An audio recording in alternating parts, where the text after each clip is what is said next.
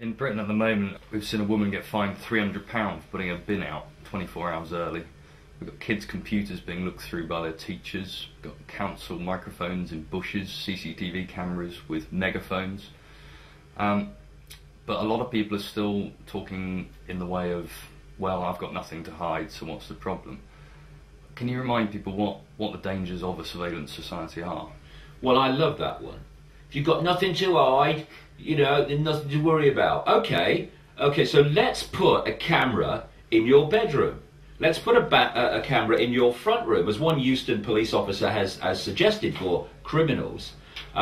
Let's put it in your bathroom. You've got nothing to hide. What's the problem? Oh, no, you can't do that. No, that's not right. Okay, so there is a line you can't cross then.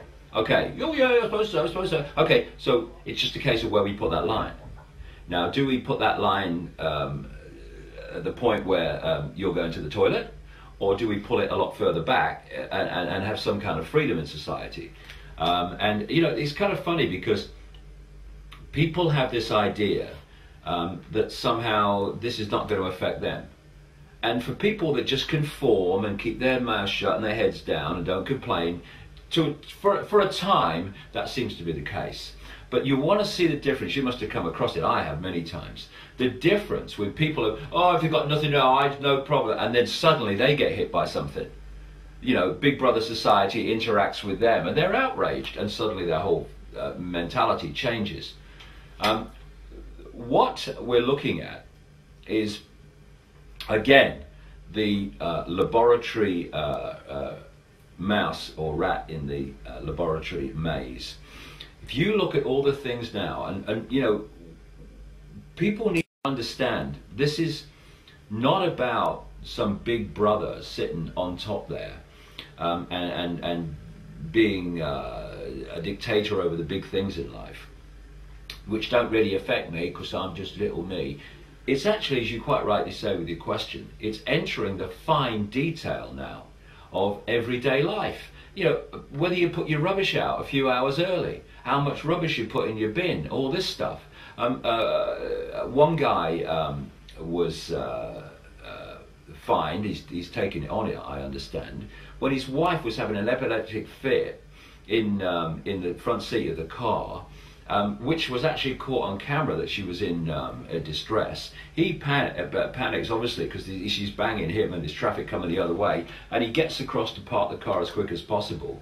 And in doing so, went 35 miles an hour at a 30 limit, and the camera clicked. And all these extenuating circumstances were irrelevant, and he still was going to be charged with speeding. This is the fine detail of our lives, and again, the laboratory maze. The idea is that you have so many controls and so many punishments for the slightest misdemeanor, and the misdemeanors just get invented more and more and more and more, and we're seeing that all the time you're getting a shock, basically. A shock.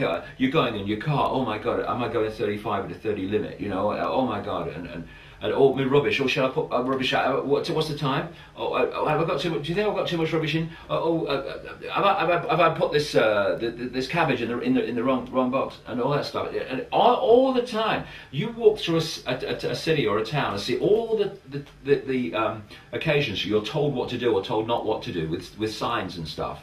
And then on a subconscious level, and people should not underestimate this, you might walk through a town and there's cameras everywhere, and you might not kind of consciously acknowledge the cameras, but on a subconscious level it's there. So what I'm saying is we are being bombarded now with do's and don'ts and all the rest of it, to the point where it is like the mouse in the maze. Shock, oh, won't go down there. Shock, oh, won't go down there. Shock, won't go down there. Oh, no shock, I'll go down there.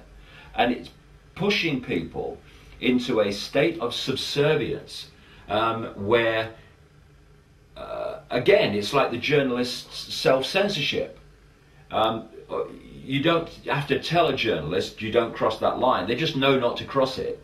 And you're doing that with the general population who are self-censoring their behavior on the basis of fear of the consequences. And this creates, on a mental and emotional level, a clone subservient society. And that's what they want.